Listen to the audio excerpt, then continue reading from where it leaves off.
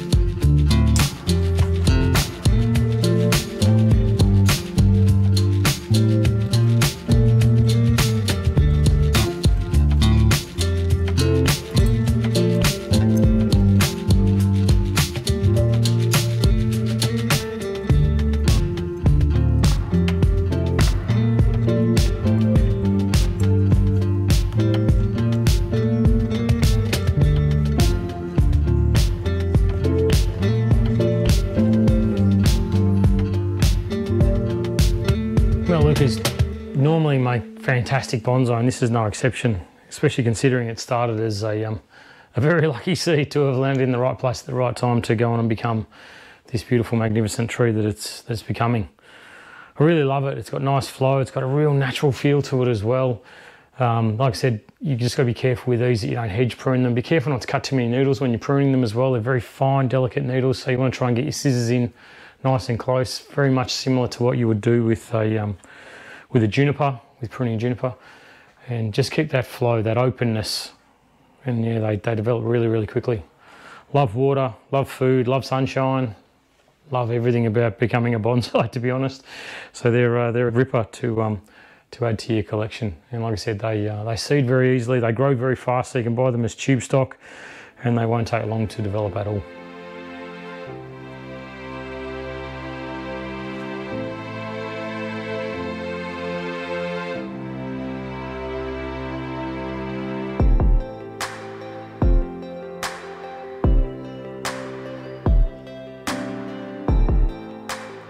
Thanks for sticking around. Hope you enjoyed what you saw. Please give us a like, subscribe, sign up to the channel, and if you haven't heard the Bonsai Stuff podcast, then make it part of your weekly routine. Thanks for sticking around. Till next time, happy bonsai.